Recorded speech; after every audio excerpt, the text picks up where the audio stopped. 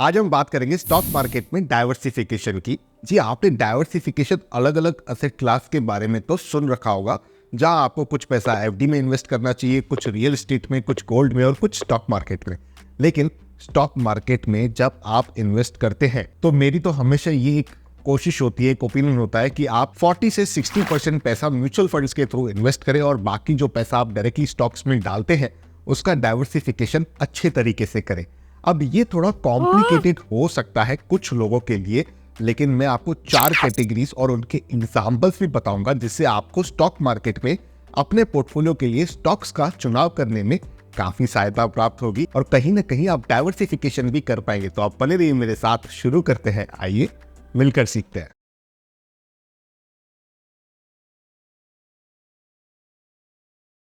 अब दोस्तों, जैसे मैंने बताया आपको स्टॉक मार्केट में डाइवर्सिफिकेशन करनी चाहिए और इसके लिए आपको 4 इंपॉर्टेंट कैटेगरीज के हिसाब से स्टॉक्स का चुनाव करना चाहिए और इनमें से हर एक कैटेगरी का अपना अपना फंडा होता है जो मैं आपको अभी समझाने वाला हूं। लेकिन उससे पहले मैं आपको अप्रिशिएट के बारे में बताना चाहूंगा, जहां आप अपने पैसे को स्मार्टली इन्वेस्ट करके अपना फ्यूचर सिक्योर कर सकते हैं।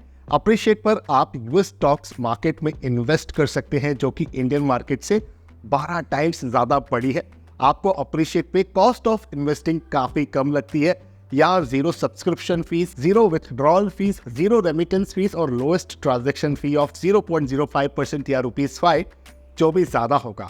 अगर आपको लगता है कि इंटरनेशनल रेमिटेंस मुश्किल है तो घबराइए मत। अप्रिशिएट के 1 क्लिक ट्रांसफर के साथ आप अपने यूएस ट्रेडिंग अकाउंट में फंड्स भेज सकते हैं और उससे आप आसानी से गूगल, टेस्ला, अमेजॉन जैसी बड़ी कंपनीज के स्टॉक्स या फ्रैक्शंस खरीद सकते हैं। इस प्लेटफॉर्म के माध्यम से आप ग्लोबल डाइवर्सिफिकेशन के साथ साथ यूएसडी अप्रिसिएशन का लाभ भी उठा सकते हैं।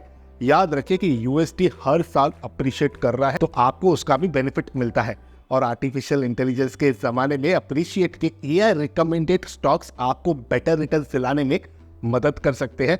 अब बात करते हैं अप्रिशिएट प्रीमियर एक्सपीरियंस की। यह है एक ऑसम अकाउंट और यहाँ मिलते हैं कमाल के बेनिफिट्स, जैसे फ्रैक्शनल शेयर्स फीचर से आप ₹1 में भी टॉप ग्लोबल स्टॉक्स खरीद सकते हैं।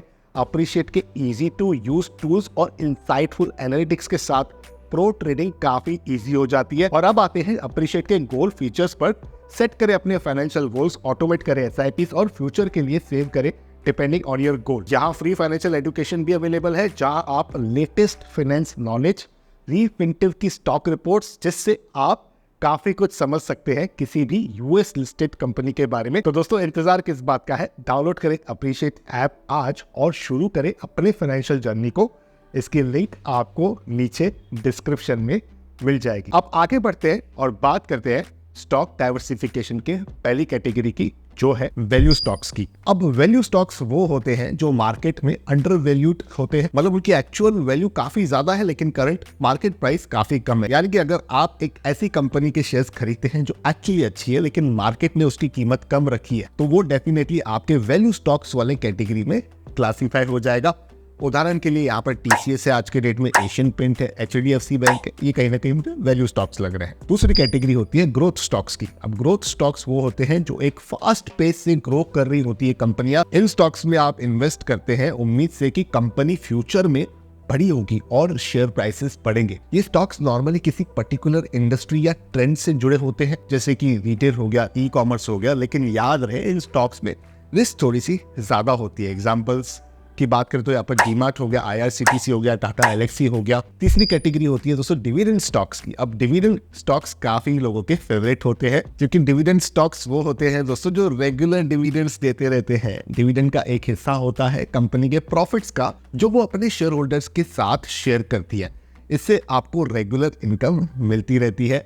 लोग जो लॉन्ग टर्म इन्वेस्टमेंट करना पसंद करते हैं ना, वो डिविडेंड स्टॉक्स के जरूर दीवाने होते हैं। यहाँ पर इस कैटेगरी की अगर एग्जांपल की बात करें तो सदाबहार आईटीसी हो गया, कोल इंडिया हो गया, इंडियन ऑयल हो गया, पीटीसी इंडिया हो गया। उसके बाद कैटेगरी आती है मोनोपोली स्टॉक्स की दोस्तों। अब मोनोपोली स्टॉक्स वो होते हैं जो एक पर्टिकुलर इंडस्ट्री में बड़े प्लेयर्स होते हैं, यानी कि कंपनियां बड़े प्लेयर्स होती है और उनका एक डोमिनेंट पोजीशन होता है। इन कंपनीज के पास अक्सर मार्केट में कंपटीशन से बचने का एक खास फॉर्मूला होता है, तरीका होता है। आप इन स्टॉक्स में इन्वेस्ट करके स्टेबल रिटर्न्स एक्सपेक्ट कर सकते हैं। एग्जांपल यहाँ पर अगेन आईआरसीटीसी हो गया, कोल इंडिया हो गया, पिडिलाइट हो गया, HCL हो गया जो रिसेंटली काफ़ी ज़्यादा अच्छी रैली बनाते हुए भी दिखा है। तो दोस्तों ये कुछ इंपॉर्टेंट कैटेगरीज है स्टॉक के अंदर, जैसे कि value stocks, growth stocks, dividend stocks और मोनोपोली स्टॉक्स। आपको इन्वेस्ट करते वक्त याद रखना चाहिए कि हर स्टॉक कैटेगरी के अपने अपने रिस्क होते हैं और अपने अपने पोटेंशियल भी होते हैं। आप अपने प्रेफरेंस और फाइनेंशियल गोल्स के हिसाब से इन कैटेगरीज में किसी भी स्टॉक्स का चुनाव कर सकते हैं। जो शेयर्स मैंने एग्जाम्पल के लिए आपको बताया वो सच में एग्जाम्पल ही है दोस्तों, उसे किसी प्रकार का बाय या सेल का रिकमेंडेशन नहीं समझिएगा। शेयर बाजार में काफी रिस्क होती है। यहाँ पर जो नेचर होता है काम करने का स्टॉक्स का, उसमें प्राइस नीचे ऊपर होती रहती है। यहाँ पर स्टॉक के प्राइसेस कभी नीचे आ जाते हैं, कभी ऊपर भी आ जाते हैं। इसीलिए मैं कहता हूँ कि आपको हमेशा अपने रजिस्टर्ड इन्वेस्टमेंट एडवाइजर के सलाह से काम करना चाहिए, क्योंकि मुझे आपका रिस्क प्रोफाइल नहीं पता है, मुझे नहीं पता आपका पोर्टफोलियो लोकेशन क्या होना चाहिए और आपके शॉर्ट टर्म और लॉन्ग टर्म गोल्स कैसे हैं उसकी भी जानकारी मेरे पास नहीं है, राइट। इसलिए आप अपने रजिस्टर्ड इन्वेस्टमेंट एडवाइजर की सलाह से काम करें। इस वीडियो को केवल आप इन्फॉर्मेशन और इनपुट के हिसाब से ही कंसीडर करें। एक एजुकेशनल कंटेंट है, किसी प्रकार की बाय सेल की टिप नहीं है दोस्तों। और शेयर मार्केट से जुड़ी हुई आपको कोई भी समस्या है, कोई भी आपके सवाल है, नीचे कमेंट्स में लिखिए। पर्सनल फाइनेंस से रिलेटेड वीडियोस देखना पसंद है तो मेरे यूट्यूब चैनल को सब्सक्राइब करें। वीडियो पसंद आया तो लाइक करें। तो रखते हैं वीडियो को इतना ही, करते हैं कंक्लूड, लेकिन जल्द मिलेंगे किसी और इंटरेस्टिंग टॉपिक के साथ किसी दूसरी वीडियो में। तब तक अपने हेल्थ का और वेल्थ का जरूर से ख्याल रखिएगा।